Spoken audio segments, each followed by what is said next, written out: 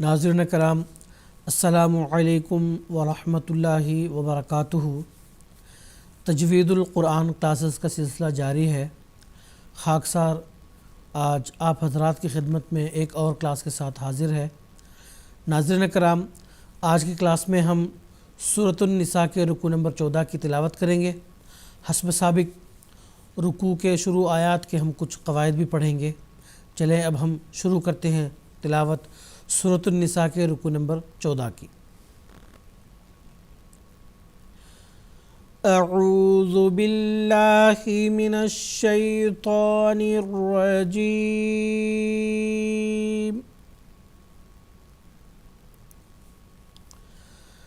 بسم اللہ الرحمن الرحیم۔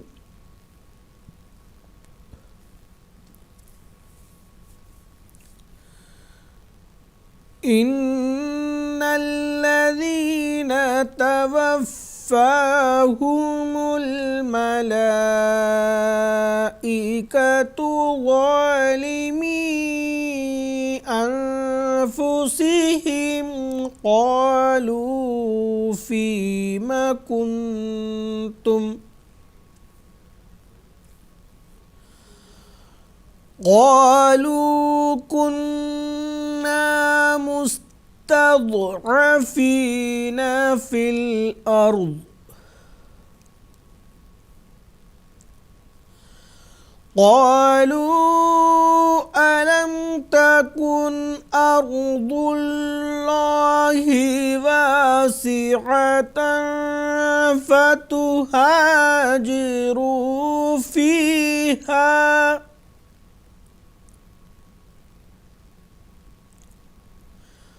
فَأُولَئِكَ مَأْوَاهُمْ جَهَنَّمُ وَسَاءَتْ مَصِيرًا۔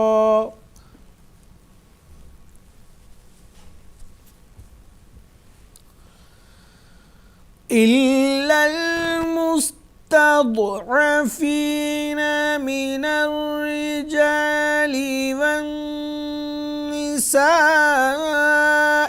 والولدان لا يستطيعون حيلة ولا يهتدون سبيلا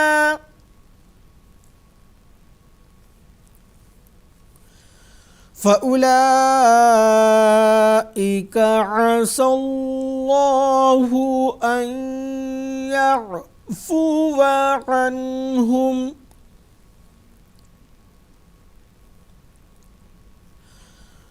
وَكَانَ اللَّهُ عَفُوًّا غَفُورًا۔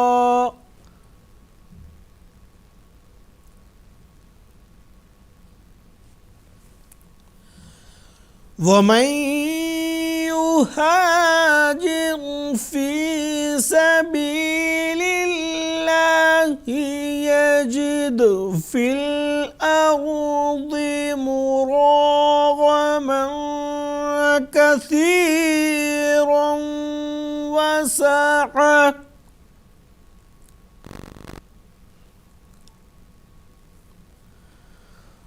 وَمَن يخرج من بيته مهاجرا إلى الله ورسوله ثم يدركه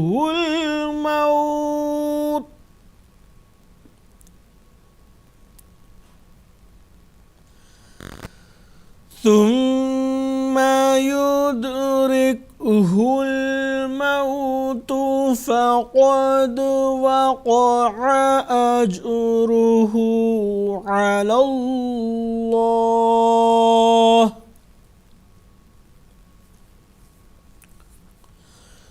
وَكَانَ اللَّهُ غَفُورًا رَحِيمًا۔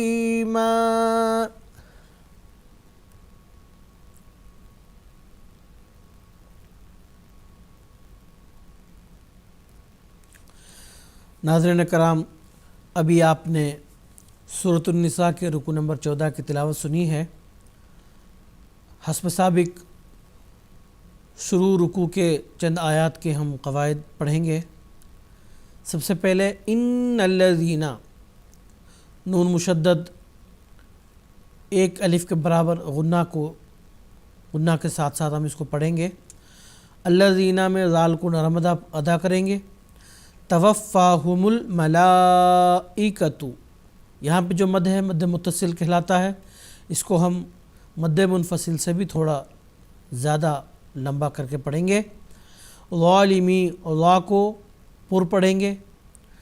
ज़ालिमी में जो मद है मद मुनफसिल ये कहलाता है, तो इसको हम थोड़ा लंबा पढ़ेंगे। अनफुसिहिम, नून साकिन को इख्फा के साथ साथ एक अलिफ के बराबर गुन्ना के साथ हम पढ़ेंगे। क़ालू फ़ीमा कुन्तुम, यहाँ पे नून साकिन जो है इसको हम इख्फा के साथ अदा करेंगे और एक अलिफ के बराबर गुन्ना की आवाज़ भी होगी। क़ालू, क़ाफ को हम पुर पढ़ेंगे। कुन्ना, नून मुशद्दद है, एक अलिफ के बराबर गुन्ना के साथ हम इसको पढ़ेंगे। मुस्तद, ज़ाद हरूफ पुर में से एक हर्फ है, तो इसको हम पुर पढ़ेंगे। उसके बाद फ़िल अर्ज़, रा साकिन भी और ज़ाद भी दोनों पुर पढ़ेंगे। और यहाँ पे इलामत वक्फ़ ता है, तो इस वजह से हमने ज़ाद को साकिन करके पढ़ा है। क़ालू में क़ाफ को हम पुर पढ़ेंगे और लाम के ऊपर जो मद है मद मुनफसिल है, इसको हम लंबा पढ़ेंगे। अलम तकुन, यहाँ पे नून साकिन को इजहार के साथ पढ़ेंगे क्योंकि आगे हरूफ हल्की में से एक हर्फ हमज़ा आया है। इजहार मतलब नून की मुकम्मल आवाज़।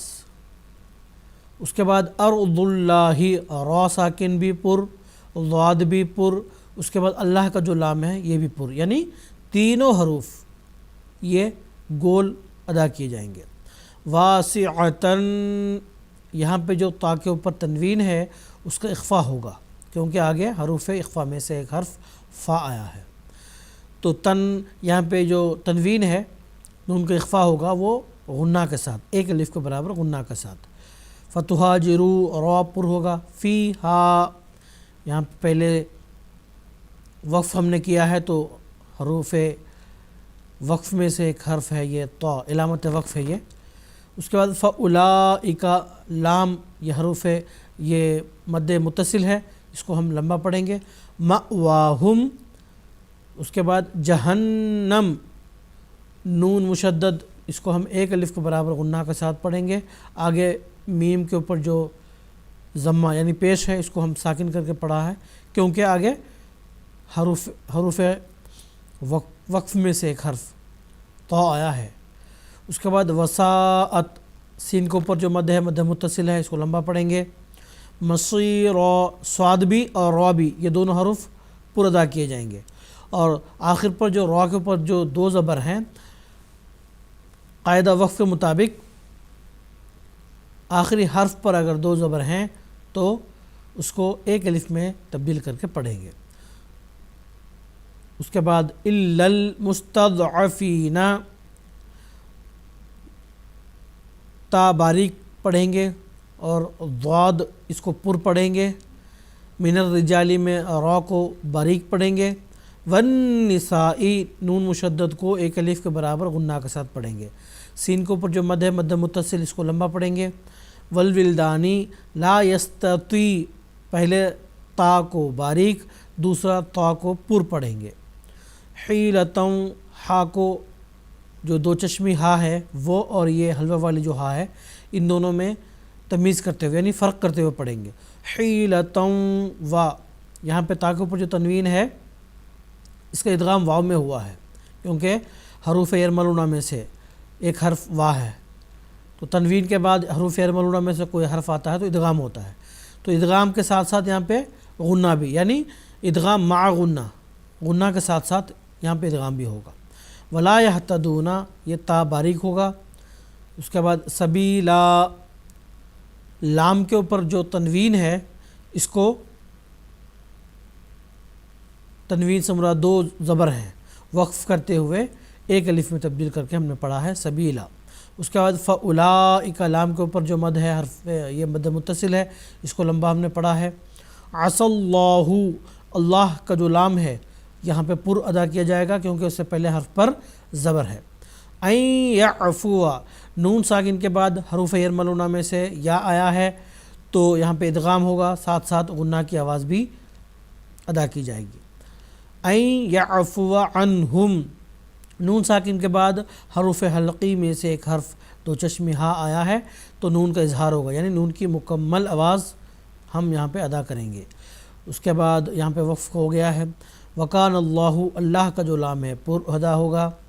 اس کے بعد عفواً، واو کے اوپر جو تنوین ہے یہاں پہ نون کی مکمل آواز ادا کی جائے گی کیونکہ آگے غین جو ہے حروف حلقی میں سے ایک حرف ہے، تو قاعدے کے مطابق نون ساکن اور تنوین کے بعد حروف حلقی میں سے کوئی حرف آتا ہے تو نون ساکن اور تنوین کا اظہار ہوتا ہے، تو یہاں پہ اظہار یعنی نون ساکن کی مکمل آواز ہم نکالیں گے۔ غا جو یہ ہے یہ حروف پر میں سے ایک حرف ہے تو اس کو ہم پر ادا کریں گے۔ غفور، را بھی یہ پر ادا کریں گے، اور آخر پر یہ علامت آیت آئی ہے تو را کے اوپر جو دو زبر ہیں اس کو ایک الف میں تبدیل کر کے پڑھیں گے۔ تو ناظرین کرام، آج کی کلاس میں بس اتنا ہی، انشاءاللہ کل کے کلاس میں پھر ملاقات ہوگی۔ السلام علیکم ورحمۃ اللہ وبرکاتہ۔